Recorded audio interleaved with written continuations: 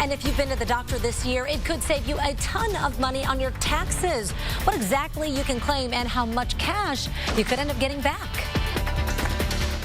So, Allison, we are trying to help folks keep from procrastinating on filing those taxes by enticing you with new and more ways to get your money back. This morning, our favorite resident accountant is joining us, Bob Hockensmith. Thanks so much for joining us. Thank you. So today we're going to focus on medical refunds. Right, medical expense and deductions. Right. Yeah. Most people believe that your medical expenses have to be so high that there's no sense in keeping track of the expenses and not putting them in your tax return, right, because it's such a big threshold to meet.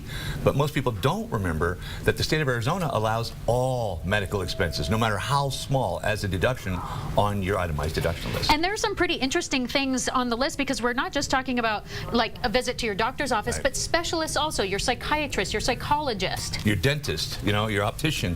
All of those are deductible. You can even go on a trip to learn more about a particular disease or illness you may have. Mm-hmm. The cost of that trip is tax deductible as well. That's pretty great. And then there's some that also, if you're kind of non-traditional visits, like acupuncture, right, if you've quit smoking, right, or joined a weight loss program. That's correct. That's now deductible. It happened about 5 years ago. They made that deductible for weight cessation and smoking cessation programs, mm-hmm, and weight loss programs. They're deductible as well. Now this one sounds a little crazy to me. You could write off your gym membership. It's possible. There's a twist, though. There is a twist to that. You can write off your gym membership provided you're in a weight loss program, mm-hmm, you have not joined a gym, and your doctor says you need to join a gym in order to stay healthy. Then you can write off your gym membership. Well, I kind of like that. We might be able to make that work. Okay, so we should balance this out, though, with a couple of things that you cannot write off that, seem like, well, that's medical related, right? A funeral?